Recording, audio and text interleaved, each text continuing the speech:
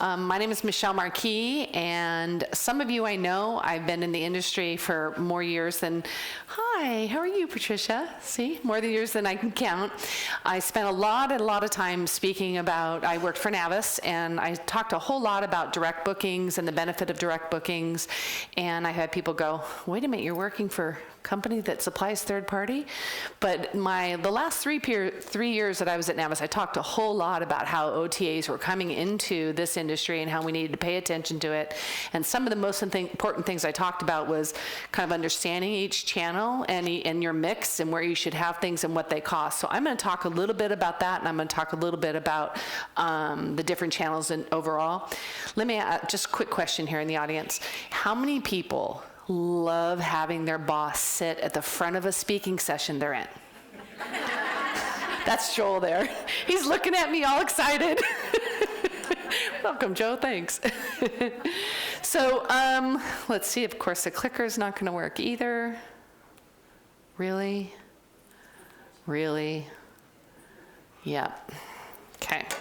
So how many people remember the good old days where reservations came just one of a few ways, and you printed a catalog, right, and the phone rang, and 70% of your guests were return guests? Remember how easy that was, right? Business was easy. Well, it's not that way anymore. And it's gotten more and more complicated. So I tried to visualize it a little bit here. What you can see, the numbers aren't real. I made them up, but it's just to kind of show how much has changed. Did the thing catch up finally? Okay. So in the middle, you can see there, that's when you had your catalog. You had this really simple number of people that came. Competition wasn't as big, right? So these circles can also talk about competition. Then you had to get a website. And just so you guys know, before I was with Navis, I ran a vacation rental management company. So I didn't know I was a vacation rental management. I thought I was a hotel, but nothing was owned by the company itself. Everything was individual. Love homeowners. Love them. But the next thing was you had the website. So now you're in front of how many more eyeballs? At least 10 times more eyeballs. So then you had to, and literally I sent myself to what I called Search Engine Optimization School, and I went to a conference called Search Engine Strategies, and I taught myself everything. And that was back when, it was Yahoo, but who was the other one that was really big and then went away? Anyways, it was a long time ago, trying to figure out who owned who, what aligned to what, where you can buy paid ads. And so that's now the next thing. And by the way, back when your homeowners, you only had that one little dot, your homeowners, you had a good relationship with them. They knew, oh, look at the brochure. That's my home. Isn't it pretty? That's my house away. I love it. Now it's out on the website, and they're going, how come we're not on the website, on the Google? Why isn't my home showing up? So then you had to pay attention to those eyes. Now, did your commissions go up at that time? Did you say to the homeowner, we have added costs now, we're gonna? No, it didn't, right? You kept the same share, but you added expense. Then the next thing that came around was the listing sites. Wow, this is great. Look at how many more qualified eyeballs we have. So again, did you go back and get another raise? No, but could you ignore it? No. Okay, well now we've got the OTAs, okay? So those eyeballs, there are so many eyeballs. Now, I'm gonna talk a lot about eyeballs because I think this is an important part. And these OTAs that now you're having to compete with, more competition, the OTAs have a bigger budget than you do. You're never gonna compete with them as far as to be on the first page, not in a competitive market.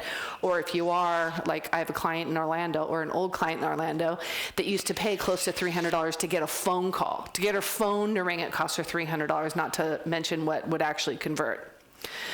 So now with the listing sites out there, you have an even more competition that you need to look at, and another way. But also, what is your homeowner asking you? How come I'm not on booking.com? Do you go back and say, well, I'd like to raise my commission? No, this is just continuing to be something you've added into your own fees. So, but at the same time, you can't ignore any one piece of it. You need to manage each piece of it, and that's what we're going to talk about when I flip forward my slides. Okay, so channel mix. I made up these numbers, but I'm putting these into 4 different buckets. And Joel, you want to come up here and be Vanna? I'll say, Joel, forward the slide, please. Actually, where's Colin Morrison? He's done that for me before. Is he in here? No? I used to call him Vanna. So I made up these numbers here, but I'm putting these into 4 different buckets. So you get in a chair? Right, okay. yeah. And I'll go like this. Can I go like this? Yeah, But I'm going to stand over here because I have to cheat and look at the slides. Hey, by the way, we said no judging, right? Okay, good. So I'm putting this into 4 buckets. I'm putting it into your website, voice. Joel. One more. Thank you.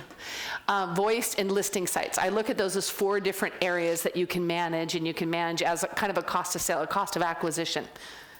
Forward, please, Vanna.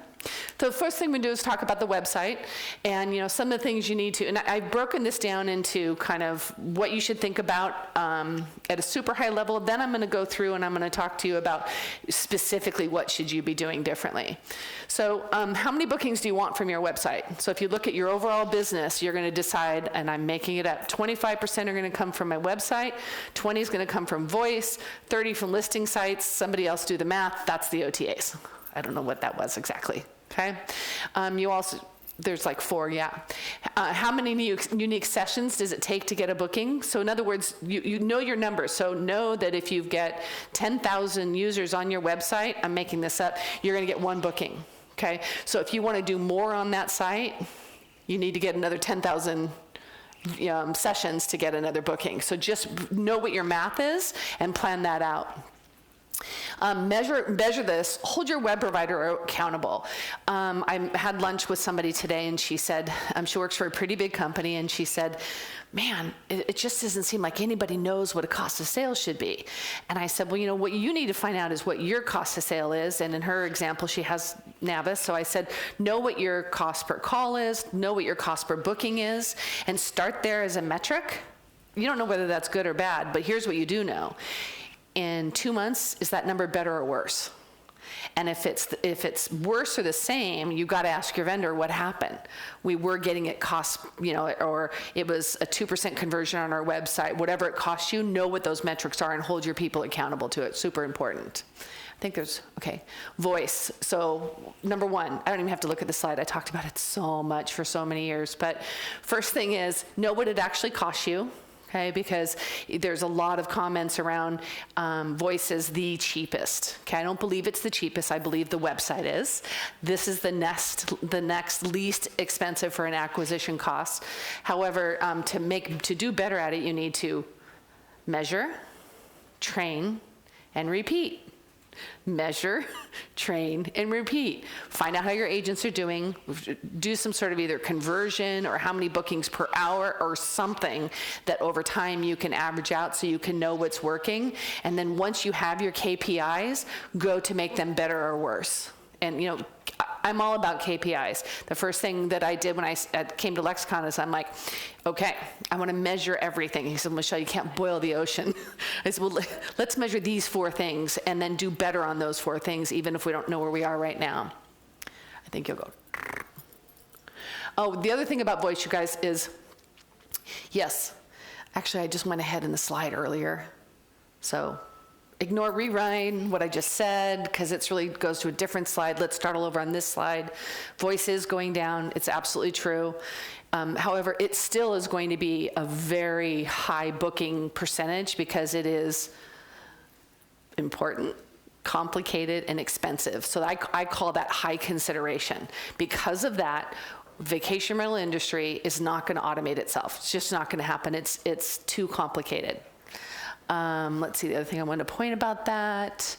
Yeah, and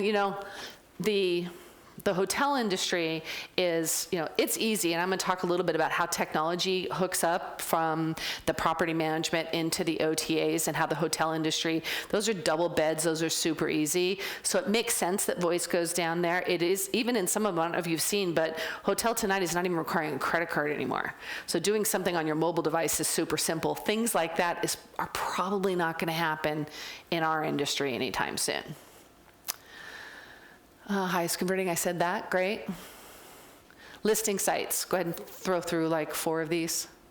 Okay, so these are VRBO, HomeAway, Airbnb, everybody knows there. Also, oh geez, Steve Milo put up a list at a conference I was at sometime last year that showed all of the other types of listing sites that were really inexpensive, 5%, that sort of thing. So, there's other listing sites other than these ones. Now, the thing with the listing sites is they're all opaque. Like, have anybody ever tried to book on Priceline? Right? So it says you're going to get a 3-star, but you don't know if that's the Radisson or if that's the Marriott Courtyard, and there is a difference, right? Well, this is true on HomeAway, and that is that they're not going to say that it's your business. Okay, that's another thing that's different in the OTAs when I talk about eyeballs and new eyeballs. Let's see. Yeah, many sites have been introduced service fees. Because I'm in this industry, I have on 2 occasions, but one was a pretty important vacation. It was my daughter's wedding. And I was trying to book 9 rooms on Maui, and I wanted to be on the west side. I pretty much knew what I wanted, but I'll tell you what, and this was true when I tried to book my 3 months in Palm Springs this year too, trying to get somebody to actually work with me and not be some sort of automated listing site and finding a phone number was almost impossible. And I know the ways. I was Googling the address. I was trying everything to match up that this unit, it says that it's ABC company, but I really know it's somebody else and finding it. So we make it easy for your people, please. It was very frustrating. And I think it goes to the next slide. OTAs, go ahead and fly through. So this is what I believe about OTAs. I do think that they're necessary. I do think you do not want to fill up on OTAs in July and August when you're already full. But remember that big list, that big circle on the outside? They have the most eyeballs. And the other thing they have is they have new eyeballs. So think if you're a hotel and you get a booking from booking.com. Weren't they already looking for a hotel? Right? So that's not a new guest. But when you get a booking on booking.com, who generally is going to booking.com? Hoteliers. Everyone. Good. No, it's true. But even Expedia as well. Generally speaking, their shoppers are people looking for that sort of product, right? So that means if you get somebody from there, that is a new eyeball. Okay, that means it's new business. So has anybody heard what's called billboard effect? Okay, so those who have not heard about billboard effect basically means, if there's a billboard on the side of the road, does that have any influence of how you shop later? Yes or no? Well, when you're on Expedia or Booking.com, it says the name of your company. On VRBO, it's opaque. You don't know who it is. On Booking.com, it says Michelle's Vacation Rentals. So now how many bookings am I getting? Okay, well, some data says anywhere from 5 to 35% more what you're getting online booked through OTAs is coming through on your voice that is from the billboard effect. They're calling you twice. As a matter of fact, they will visit the OTAs an average of 7 times before they actually come and book directly with you. So when you're looking at what your cost of sale is, when you look at OTAs, you need to take into consideration that you're getting bookings that you're not actually paying for. And you should look at it as a marketing advertising, really, is what it should look like. Okay, so the real victim or problem when it comes to considering any sort of channel you're going to put more into, the real enemy here is that, at Safeway, you can sell the meat that is supposed to be sold today for 50% off, right? But you can't sell a room that was open last night for 50% off. You can't sell it for anything. It's gone. So you have to pay attention to what's going on in your occupancy levels and look to the channels that have the bigger eyes. Because even an email marketing campaign done to your past guests is not as big as the reach as you would get in a third-party distribution site, and that's including VRBO, HomeAway, or an OTA. So those are the 4-channel mix. Let's go ahead and go through. Okay, so some things to think about with the website. And you're going to see at the beginning of every one of these things, I say, what is the true cost? Yeah? Question before we move on to the next section. What is the typical channel mix? Channel mix? Yeah, it depends by market, honestly, by market. There are destinations like Orlando, Florida, you're going to see a whole lot of third party, whether it's wholesalers or OTAs or VRBO or HomeAway. You're going to, because there's such a busy, such a competitive market, nobody can afford. Like the example I used of the $300 per phone call, that was in the Orlando market because it's so expensive. So it kind of depends. I would say that markets with higher consideration, longer stays like Outer Banks, I bet that their inventory generally is lower OTA than anything else, lower on-site, and I bet their online, or excuse me, their website bookings and their voice bookings are pretty even. Is anybody here from that market that could back me up? Does that sound right? Does? Be jealous by telling you our OTA percentage. Okay. Yeah. So it really does depend on market. What market are you in? Well,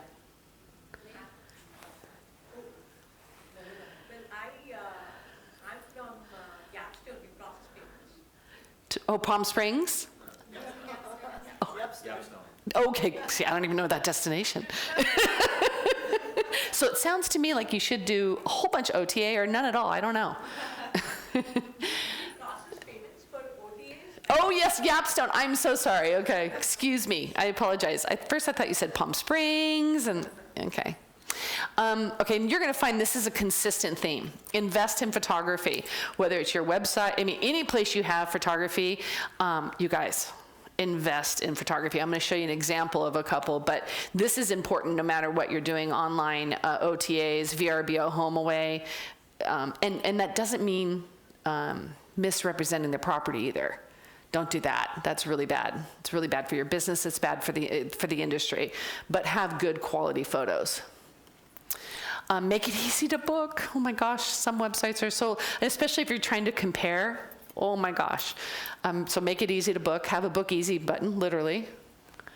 Mobile friendly, everybody knows that. Who isn't mobile friendly? Oh no, I won't say that. If you're not mobile friendly, get to your web provider right away and find out why they haven't moved you over, because that's, you've got to be mobile friendly. Search engine marketing is still big, you know, so the difference between SEM and SEO. SEM is search engine marketing, so that's Google AdWords or anything, you know, else you could find electronic.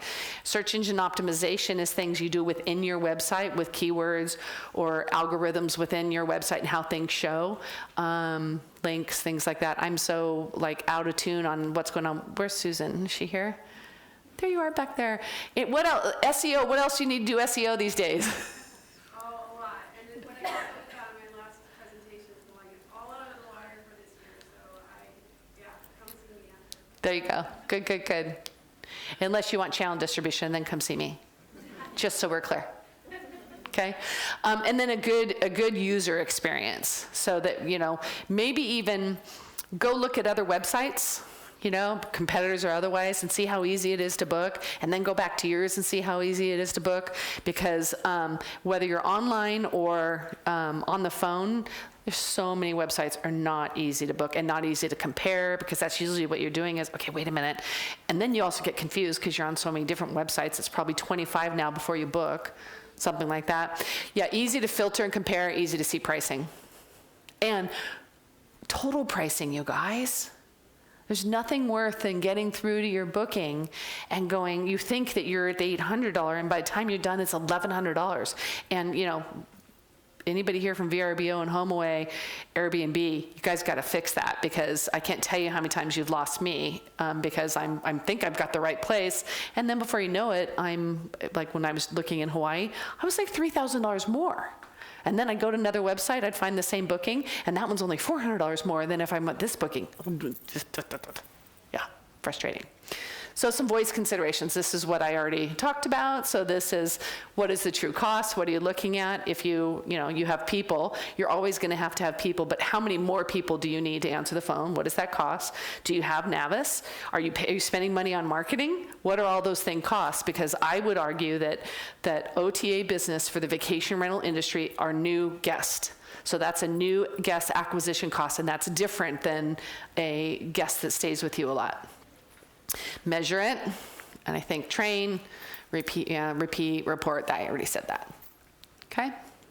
Listing site considerations, know what the true cost is. Also know how much more are they charging than you would charge. Understand that.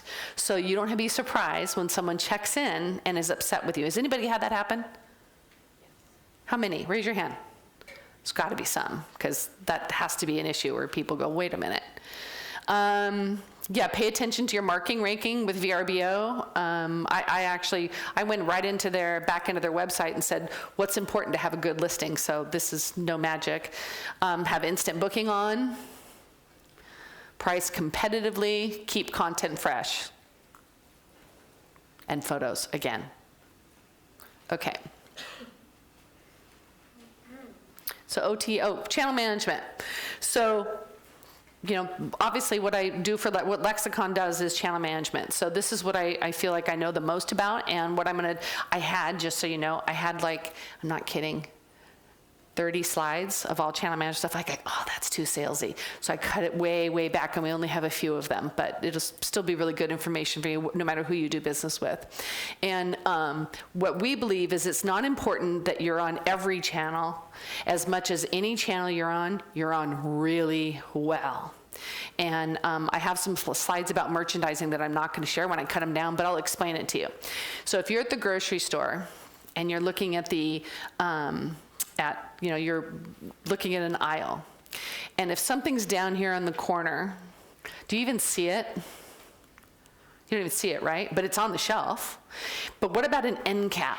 That's all gorgeous, and it says okay, for wine, it says this is 92 points, and it's $20 off, right? You know what that means. That's on the egg cap, that's the wine you buy. But my point is that it's merchandised really nicely for you to quickly know that it's a good price, a good deal, and and visually you know quickly which one you want to buy. That's the same thing you want to do on listings, okay? Okay, here's the technical problem. You can slide through these slides and I'll just talk about it. When Expedia came along, and the hotel software was feeding to Expedia, they were feeding, one or actually 100 of the same room type, okay? That room type had same deposit policies, it had the same photos, it had, if you had taxes, it had the same taxes, and so it was literally like hooking two things in together. That was what it was literally like, okay? So then when the vacation rental industry came around, and here's how I know this, you guys. When I was working for a vacation rental management property, I had 130 rooms, I had 6 different room types, okay? And I wanted to be on Expedia. And this is back Wild Wild West days, where all I had to do was buy the guy a nice bottle of wine and dinner, and I would rank #1 in my destination. Not kidding, that's exactly how it worked. And so simple to do, but my point is that because I had 6 different room types, I couldn't really make it work the same way. So what I did is I manually put in 5 of each different room types. I would get a fax. Maybe some of you don't even know what a fax is anymore, but I would get a fax, and I would we called it walk the reservation over into the property management system, and I would have to put it in, and then I'd have to go, oh, I gotta move that room to there, and I gotta move that room to now, because there was no contiguous stay. That room to there, okay, now that's booked. I'd put the confirmation in, and I'd go over into Expedia, and I'd enter it in, right?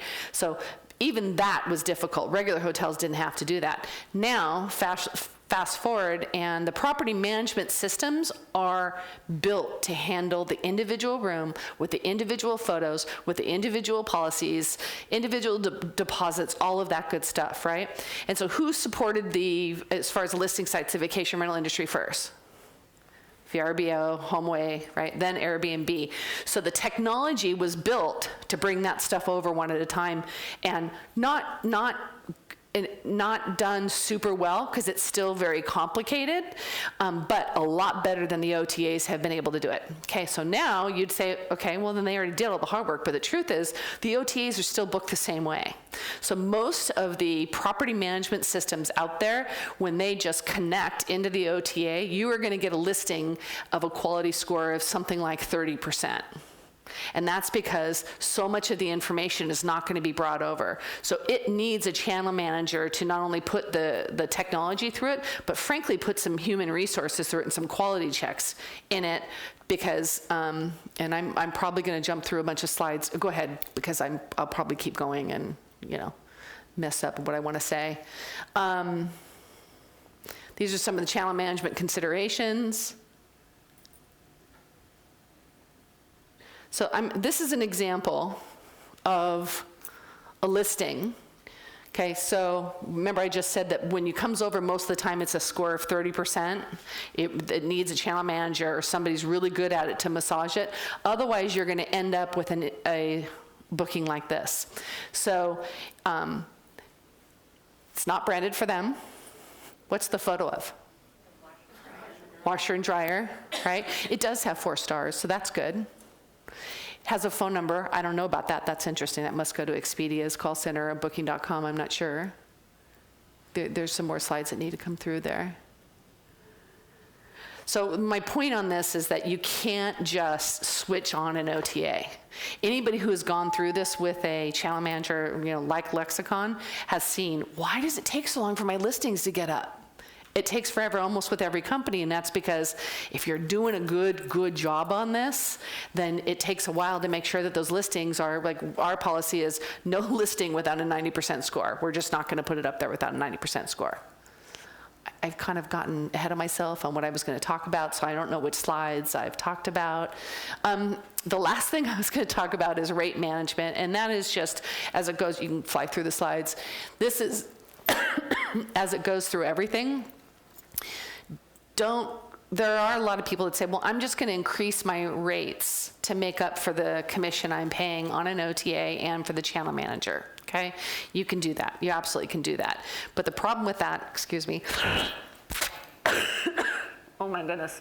Is there water in the back? All of a sudden I feel like I'm going to have a coughing fit. Sorry. You will run into rate parity issues, and part of the problem with rate parity issues, not problem, is that the OTAs are really like, thank you, Steph. The OTAs are really like a meta site. It's really kind of what they're like. And that means they have their own rules within, booking.com and with Expedia that make something go to the top. So just like Google, why do they want it to go to the top? Why would they place something at the top? Because it's going to convert faster. So they look at your listings just like algorithms, and one of the things they look at is pricing. It's not done all the time, but when they run through, if you don't have parity, you're going to find yourself at the bottom of the listing. Okay, again, you could do it and not get caught, but if you do, you're going to the bottom. Let's see what else. Explain what you mean exactly by that. Yeah, I can as soon as I stop choking. Sorry. I've been getting a cold. They have different rules behind the scenes of their technology that says, are these photos good? Is the content filled out? Does it get good click-through? Are they offering a promotion? Are they in rate parity? And I don't know what other do you know the rest of the algorithms? Content. Do you have all your policies filled out? All your policies filled out, content's good. So with reviews, who said that? Good. I don't even know if I have that in here someplace, but yeah, high reviews. Reviews are really important. That you have responded to reviews is really important. I took a hiatus from the vacation rental industry for 10 months. I went to work for a company in Barcelona called, well, it doesn't matter what they're called, but what they do is they do review management. And a 1% increase in your review score can equal 5 to 11% increase in ADR.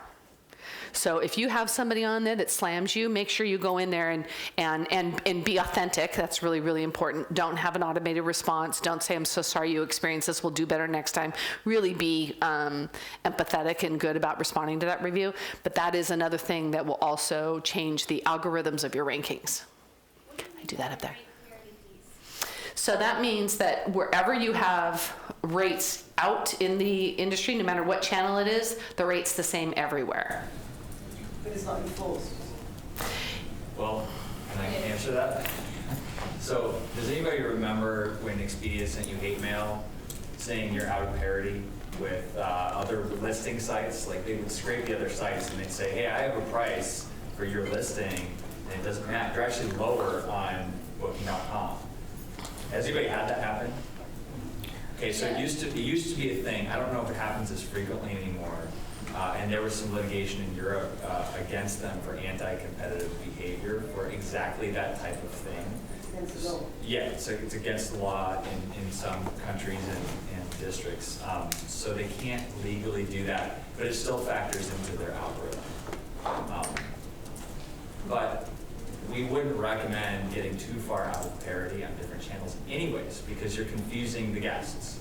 The guests see one price here and another price here for the same inventory, and it's not good for the market. No, it's not good for the market, nor is it good for your brand. And the other thing is, if you feel like, and you guys seriously, higher reviews, focus on reviews and increase your rates. Then offer some lower rates through package promotions on your own website, or loyalty type things, or sign up for an email and get, because all of that gets around any sort of parity if they are a loyal guest. So that'd be another way to get the rates high. Or even on the phone, you can say, well, you know what, if you're a loyalty guest, I can send you an email, you sign up, and I can give you, I'm making this up, 20% off your room rate once you're a loyalty rate member. When you refer to rate parity, are you also referring to or taking into account any of the commissions that may be charged by the OTAs? Because obviously you book direct, you're not going to have the commissions. You go to the OTAs, you're going to have the commissions. So of course your parity can be the same, but if you are, some of your owners may not like to see the fees, so therefore you're going to mark up your rate there to allow for that, and then you're definitely not in parity. You're not. So how do you compete in that aspect? I don't know. I've heard of doing other fees instead of increasing rates. I only heard that because I was on a call with Vanessa. That was like a rental fee or something like that. Any other thoughts on that? Thank God you're here. Yeah, it's kind of an unfortunate reality of the market, right? You're going to have higher cost bookings that are going through higher cost channels. That said, I would suggest that the true cost of a commission is not just in the commission that the channel is charging, but in all the elements that go into it. How hard is it to manage that particular channel? So what are your operating costs? How many hours are you putting in? What are they charging the guests? So Michelle offered service fees in the example. In some places, the listing sites are actually adding guest-facing fees that make the commission far higher than you would imagine. So instead of maybe you think that the commission is 5%, if you add the guest service fee on top of that, the guest is actually paying 25% or 30%. So there's been a lot of different and creative ways to charge commissions from the OTAs and the listing sites, and you just need to be aware of that and try to factor it in. Ignore all that. It's okay. Yeah, there's a ghost in the computer. Yeah. I don't know who else knows that. Set a timer. Susan did it. She said, watch this on to make it go forward every 30 seconds and see how they feel. But to wrap up that point, I think it's going to get better, right? When we see our industry start to mature a little bit more, there's going to be standardization that's going to kind of naturally come in and level the playing field for everybody so that the costs are well understood across all the channels that you're trying to participate in. And I was not going to go over the merchandising piece because I think I already hit that verbally. So that would leave room for questions. I don't know how I did on time. I think I'm early. You have like 5 minutes. Oh, that's it? Okay, good. I'd say 5 minutes for questions. Hi, I have a question. You on the slide you talked about, I like that, the mediocre listing is going to generate, a mediocre vacation. Can you talk about describing perhaps if there exists a best listing or ideal listing or best in class listing, what that would be? Yeah, absolutely. I'll tell you what I'll do though, because believe it or not, I had like 5 slides in here on that, but I felt like I was preaching too much, so I took them out. But give me your card and I'll send you a really good amount of information on what makes the best listing. We actually, at our company, call it the BLP. Best listing possible, and it's a way we kind of grade how our clients are using the technology. You do this manually? You manually look? No, it's all an algorithm, yeah. Do the OTAs, in the hotel world, a hotel can actually, in some cases, set their commission rate with an OTA so it can make their ranking also higher in addition to all the other. So buyer ranking? Yeah, is that a thing in the home rental property world, or where I could? Is it? Yes. It's